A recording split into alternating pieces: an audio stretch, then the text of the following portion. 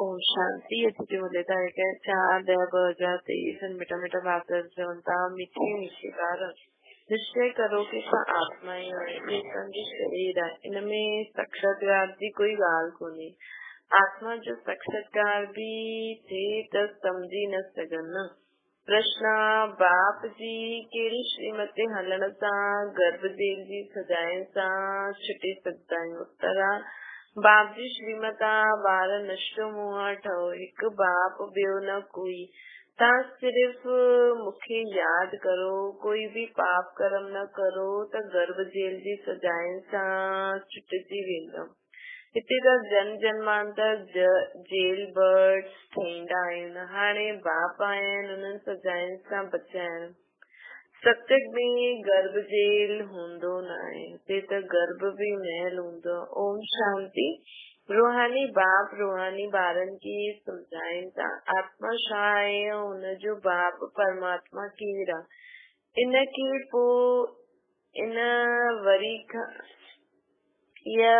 खां सम्झाईंदा आहिनि, छो जी हीअ त आहे ई पतित दुनिया न। बाबा चवंदा पतित हमेशा बेसमझ हूंदा आहिनि। बाबा चवंदा ये ॻाल्हि मां वरी खां सम्झायां थो, छो की पतित दुनिया आहे, पतित हमेशा बेसमझ हूंदा आहिनि। पावन दुनिया समझदार हूंदी आहे। भारत पावन दुनिया अर्थात देवी देवताउनि जो राज्य हुयो। इन लक्ष्मी नारायण जो राज्य हुयो। वॾा धनवान सुखी हुया, परंतु भारतवासी इन ॻाल्हियुनि खे सम्झदा न आहिनि। बाप परम पिता परमात्मा अथवा रचता खे न ॼाणदा आहिनि। मनुष्य ही ॼाणे सघंदा आहिनि, जानवर त न ॼाणे सघंदा, न यादि भी कंदा आहिनि। हे परम पिता परमात्मा उहा पारलौकिक बाप आहिनि। असांजो आत्मा यादि कंदी आहे पंहिंजे परम पिता परमात्मा खे। इन शरीर खे जन्म ॾियण वारो त लौकिक बाप आहिनि।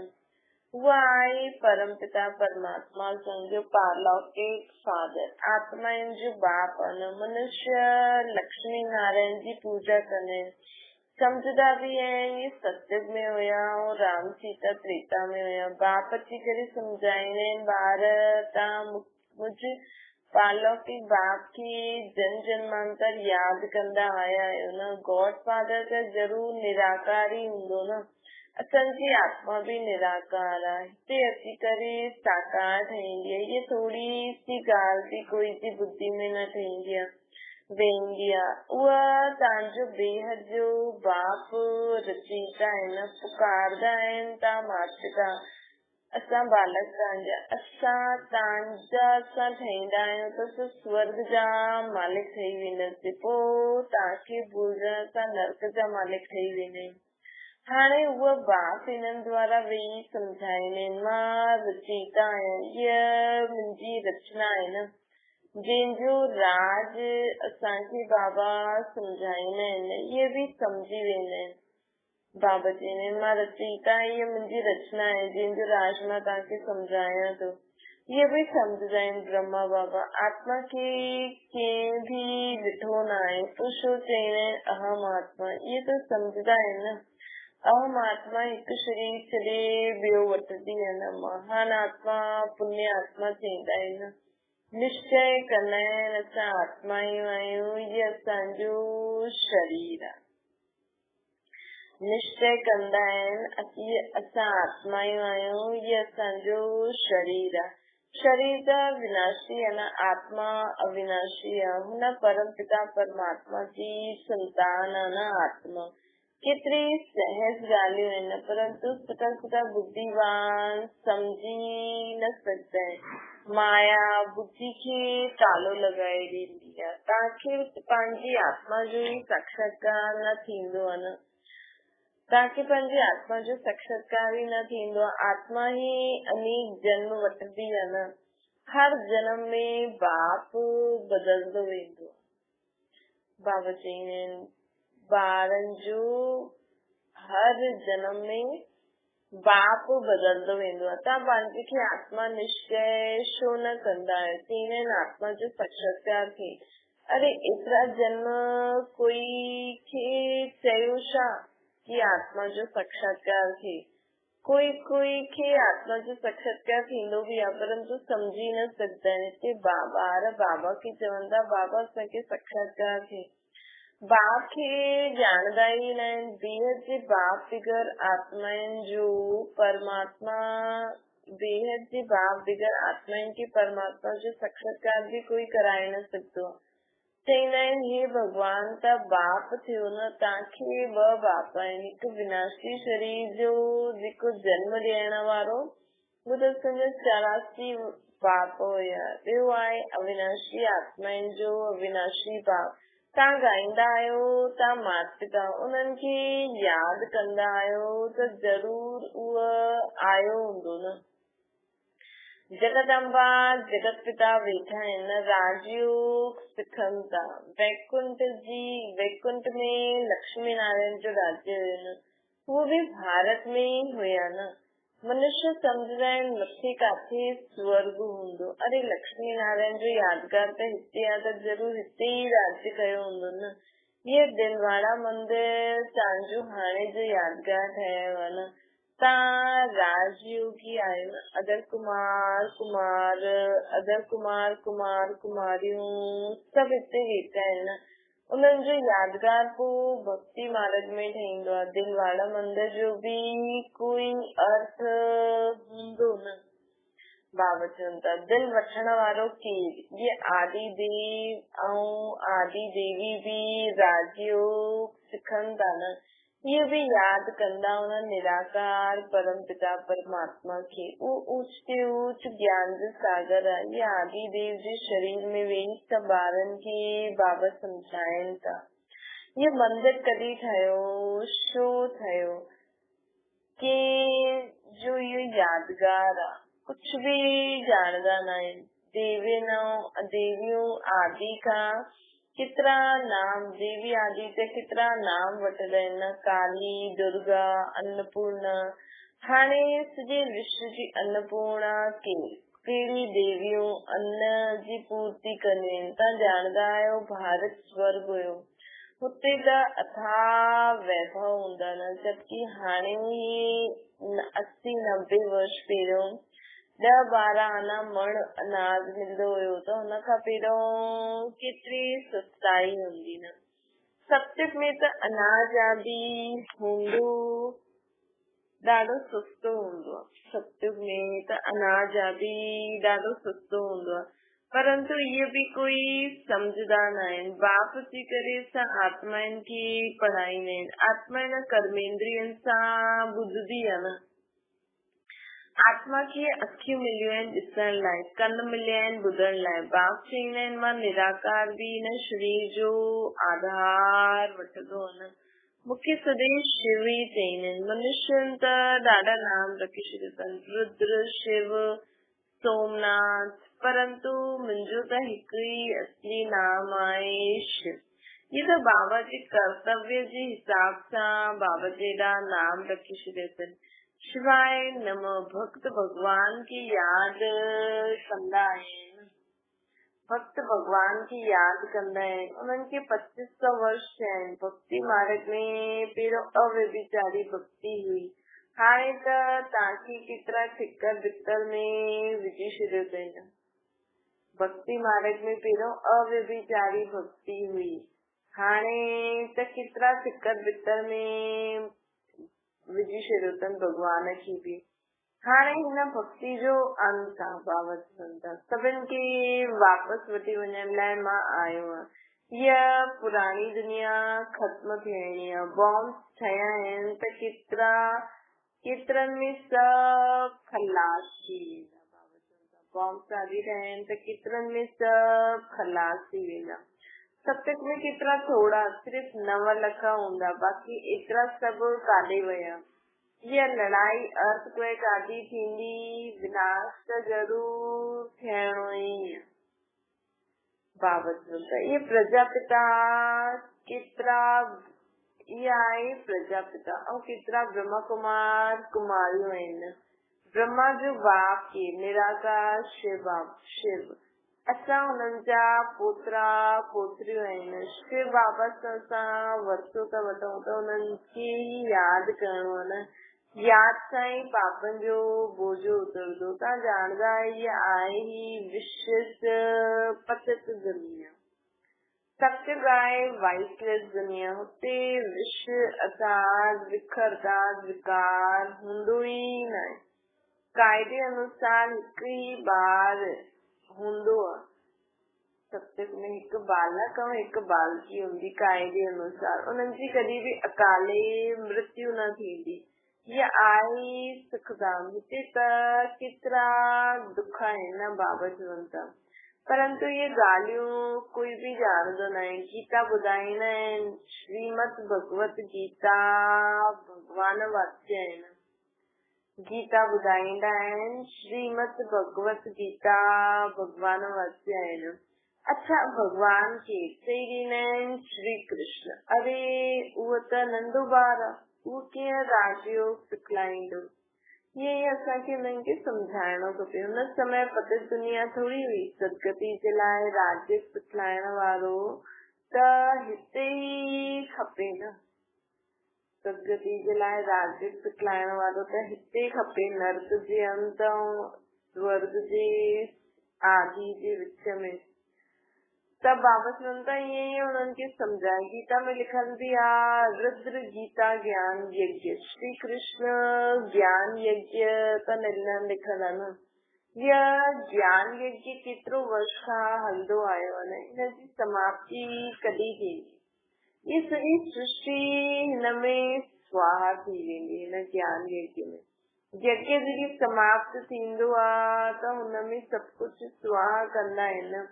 यह यज्ञ भी अंत ताईं हलंदो ई रहंदो। हिन में सॼी पुराणी सृष्टि स्वाहा थियणी। ये पुराणी दुनिया ख़त्म थियणी आहे न। बाप चईंदा आहिनि, मां कालनि जो काल आहियां, सभिनि खे वठी वञण लाइ आयो आहियां। तव्हांखे पढ़ायां थो की तव्हां स्वर्ग जा मालिक ठहो। तव्हां ॼाणंदा आहियो हिन समय सभी मनुष्य मात्र सदा दुर्भाग्यशाली सत्युग में आहिनि, सदा सौभाग्यशाली। ये फर्क सभिनि खे सम्झाइणो आहे कि हिन समय सभु दुर्भाग्यशाली आहिनि, स्वर्ग में सभु सौभाग्यशाली हूंदा। हिते ईंदा आहिनि त सुठी रीति सम्झंदा आहिनि, पोइ घर वेंदा आहिनि त सभु खलास थी वेंदो आहे। जे गर्भ जेल में अंजाम वाइदो करे ईंदा आहिनि न, असां पाप न कंदासीं, ॿाहिरि निकिरंदा आहिनि त वरी पाप करण लॻी वेंदा आहिनि। जेल बर्ड्स हूंदा आहिनि। हिन समय जो भी मनुष्य मात्र आहिनि सभु जेल बर्ड्स आहिनि। बाबा चवनि था हिन समय जो भी मनुष्य मात्र आहिनि सभु जेल बर्ड्स आहिनि। घड़ी घड़ी गर्भ जेल में वञी करे सजाऊं खाईंदा आहिनि। बाप चईंदा आहिनि हाणे तव्हांखे गर्भ जेल बर्ड ठहिण सां मां छुड़ायां थो। सत्युग में गर्भ खे जेल न चईंदासीं। तव्हांखे हिन सजाउनि सां बचाइण आयो आहे न। गर्भ जेल सत्युग में न हूंदो। उन्हनि अहिड़ी सजाउनि खां बचाइण लाइ बाबा आया आहिनि। हाणे मूंखे यादि करो, कोई बि पाप न करो, नशो मोह ठहो। बाबा चवनि था नशो मोह ठहो। ॻाईंदा बि आहिनि न, मुंहिंजो त हिकु बाबा ॿियो न कोई। ये कोई श्री कृष्ण जी ॻाल्हि न आहे। श्री कृष्ण त 84 जन्म वठी हाणे अची करे ब्रह्मा ठहियो आहे न। उहो ई पोइ श्री कृष्ण ठहिणो, उहो ई पोइ श्री कृष्ण इन करे हिन शरीर में ई प्रवेश कयो आहे। ये ठहियल ड्रामो आहे न। हाणे भगवान ये सूर्यवंशी चंद्रवंशी राजधानी स्थापना करनि था न। तव्हांजे भविष्य जे लाइ प्रारब्ध ठाहिनि था। हाणे तव्हां पुरुषार्थ करे अनेक जन्मनि जी प्रारब्ध ठाहियो था न। देह जे बाप द्वारा, जो बाप स्वर्ग जो रचयिता आहे, उन्हनि द्वारा असां प्रारब्ध ठाहियूं था। ये ॻाल्हियूं सम्झण जी आहिनि। ड्रामा में हर हिकु एक्टर जो पंहिंजो पंहिंजो पार्ट आहे न। इन में असां छो रोऊं पिटूं? असां जीते जी हुन हिकु बाप खे यादि कंदा आहियूं। हिन शरीर जी बि असांखे परवाह न आहे। इहो पुराणो शरीर छुटे ऐं असां बाबा वटि हली वञूं। हिन समय तव्हां भारत जी केतिरी सेवा कंदा आहियो। बाबा जी हिन समय तव्हां भारत जी केतिरी सेवा कंदा आहियो। तव्हांजो ही नाम ॻायल आहे न, अन्नपूर्णा, दुर्गा, काली आदि आदि। बाक़ी काली कोई अहिड़ी भयानक शकल वारी व गणेश सूंड वारो कोई हूंदो थोड़ी आहे। ये त बाबा ही भावना अनुसार आत्माउनि जी उन रूप में भी उन्हनि जी मनोकामना पूरी करे सघंदा आहिनि। बाबा चवंदा मनुष्य त मनुष्य ही हूंदो न। हाणे बाप सम्झाईंदा आहिनि माता ॿारनि खे हिन लक्ष्मी नारायण जहिड़ो ठाहिया थो। तव्हां निश्चय करो असां बाबा खां वरसो वठूं था, पोइ भविष्य में वञी करे प्रिंस ठहींदासीं। असां भविष्य में वञी करे प्रिंसेस ठहींदासीं। बाप जो स्वर्ग जो रचयिता आहे, उन्हनि खे कोई बि ॼाणंदो न आहे। जगदम्बा खे बि भुलिजी विया आहिनि, जंहिंजा मंदिर आदि ठाहिया आहिनि। हाणे उहा चैतन्य में हिते वेठी आहे न, जगदम्बा हाणे चैतन्य में हिते वेठी आहे न।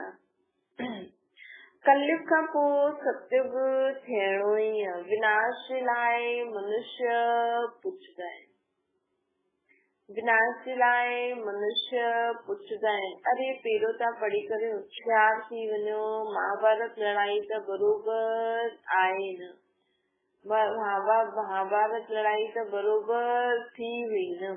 जंहिंखां पोइ स्वर्ग द्वार खुलिया हुया त हाणे न माताउनि द्वारा स्वर्ग जा द्वार खुलनि था न। वंदे मातरम ॻायल आहे न, पावन जी वंदना थींदी आहे। माताऊं तो ॿ प्रकार जी हूंदियूं आहिनि, हिकु सोशल, हिकु जिस्मानी सोशल वर्कर बि आहे, रूहानी सोशल वर्कर। असां जेकी भी माता आहिनि हिन समय बाबा खे यादि करे विश्व जी सेवा थी करनि ज्ञान योग सां, मन वचन कर्म, उहे सभु रूहानी सोशल वर्कर आहिनि बाबा जी। तव्हांजो आहे तव्हांजी आहे रूहानी यात्रा। तव्हां ॼाणंदा आहियो असां इहो शरीर छॾे वापसि वेंदासीं न, असां पंहिंजे घर। भॻवान वाक्य आहे न, मन मना भव।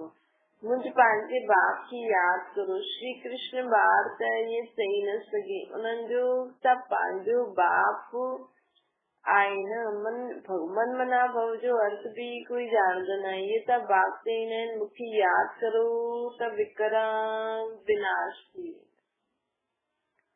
इहे त बाप चईंदा आहिनि मूंखे यादि करो त विक्रम विनाश थी वेंदा ऐं उड़ण जे पंख मिली वेंदा। हाणे तव्हां पत्थर बुद्धि खां पारस बुद्धि ठहींदा आहियो। रिश्ता बाप त सभिनि जो हिकु ई आहे न। आदि देव देवी जा मंदिर बि आहिनि। तव्हां ॿार उन्हनि जा ॿार हिते राजयोग सिखूं था। आदि देव ऐं देवी जा जो मंदिर आहिनि, उन्हनि जा असां ॿार हिते राजयोग सिखूं था न। बाबा असांखे सेखारीनि था। हिते ई तव्हांजी तव्हां तपस्या कई हुई, तव्हांजो यादगार साम्हूं बीठो आहे न। बाबा चवनि था लक्ष्मी नारायण आदि खे राजी कीअं मिली, उन्हनि जो इहो मंदिर आहे। तव्हां आहियो राज ऋषि। राजी प्राप्त करण भारत खे वरी खां राज्य भाग्य, भारत जो वरी खां राज्य भाग्य पाइण जो तव्हां पुरुषार्थ था करो न। ख़ासि भारत आम पूरी विश्व जो राज्य भाग्य। तव्हां भारत में स्वर्ग जी राजी स्थापना करो था न, पंहिंजे तन मन धन सां सेवा करे। बाप जी श्रीमत द्वारा तव्हां पतित रावण राज्य सां सभिनि खे लिबरेट कंदा आहियो न। बाप जी श्रीमत अनुसार असां पतित रावण दुनिया खां सभिनि खे लिबरेट कंदा आहियूं। बाप आई दुख हरता सुख हरता। तव्हांजा दुख हरण जे लाइ पुरानी दुनिया जो विनाश कराईंदे। बाबा चवंदा तव्हांजा दुख हरण जे लाइ मां पुरानी दुनिया जो ई विनाश कराए छॾंदो। तव्हांखे दुश्मन ते विजय पाइणी आहे त तव्हां माया जी जगत जी थींदव। तव्हां दुश्मन ते विजय पाईंदव त बाबा संके दुश्मन ते विजय पा रहे हैं ताकि असां माया जी जगत जी ठही वञूं। तव्हां कल्प कल्प राज्य वठंदा आहियो पोइ गवाईंदा आहियो। ये रुद्र शिव जो ज्ञान यज्ञ आहे बाबा जी। ये रुद्र शिव बाबा जो ज्ञान यज्ञ है। केॾो वॾो यज्ञ है जंहिंसां ये विनाश ज्वाला निकिरंदी है न, उहो सभु विनाश थी वेंदा ऐं तव्हां सदा सुखी थी वेंदा। दुख शुरू थींदो आहे द्वापर युग खां। बाप हिननि मां अची करे नरकवासियुनि खे स्वर्गवासी ठाहींदो आहे। कलयुग आहे वैशालय, सतयुग आहे शिवालय। तव्हां बेहद जे बाप सां स्वर्ग जा मालिक ठहींदा आहियो। तव्हां बेहद जे बाप सां स्वर्ग जा मालिक ठहींदा आहियो। त ही ख़ुशी जो पारो सदा चढ़णो खपे। तव्हां बेहद जे बाप सां स्वर्ग जो मालिक था ठहो। केॾी वॾी ॻाल्हि आहे। ही ख़ुशी जो पारो सदा चढ़ल वञे ऐं वधंदो ई वञे। अच्छा मीठी मीठी सिकल जे ॿारनि प्रति माता पिता बाप दादा जो यादि प्यार और गुड मॉर्निंग। रूहानी बाप जी तो सभिनी रूहानी ॿारनि खे नमस्ते। असांजी बि रूहानी माता पिता बाप दादा खे यादि प्यार गुड मॉर्निंग और नमस्ते। धारणा जे लाइ मुख्य साथ जीते जी बाप खे यादि करे वरिते जो अधिकार वठणो। कहिड़ी बि ॻाल्हि जी परवाह न करणी आहे बाबा चवनि था। ॿियो आहे श्रीमत ते पंहिंजे तन मन धन सां भारत खे स्वर्ग ठाहिण जी सेवा कई। श्रीमत ते पंहिंजे तन मन धन सां भारत खे स्वर्ग ठाहिण जी सेवा करणी ऐं सभिनि खे रावण सां लिबरेट थियण जी युक्ति ॿुधाइणी आहे। वरदान योग ज्वाला द्वारा विश्व जे किचिरे खे भस्म करण वारा विश्व परिवर्तक था। योग ज्वाला सां श्री संकल्पन जी शक्ति व लग्न जी अग्नि द्वारा ही अपवित्रता रूपी किचिरे खे भस्म करे सघंदा आहियो। जीअं देवियुनि जे यादगार में ॾेखारींदा आहिनि कि ज्वाला सां आसुरी शक्तियुनि खे ख़तम कयो। यादगार हाणे जो ई आहे त पहिरियों ज्वाला रूप ठही करे आसुरी संस्कार स्वभाव सभु कुझु भस्म करे संपूर्ण पावन ठहो। तॾहिं योग ऐं पवित्रता जी ज्वाला सां विश्व जे कीचड़ खे भस्म करे विश्व परिवर्तन करण जे निमित्त ठहींदा। बाबा चवनि था कि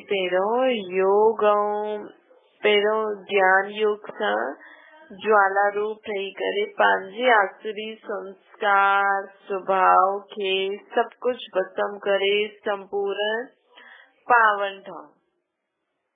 पोइ विश्व जी पंहिंजे योग ऐं पवित्रता जी ज्वाला सां विश्व जे कीचड़ खे भस्म करे विश्व परिवर्तन जे निमित्त ठहींदा। स्लोगन आहे आज्ञाकारी हुआ जो मनमत परमत सां मुक्त रही सदा श्रीमत ते हलंदो रहे।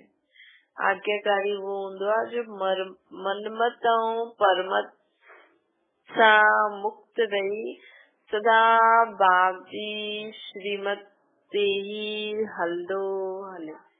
अच्छा ओम शांति। बाबा खे यादि करो।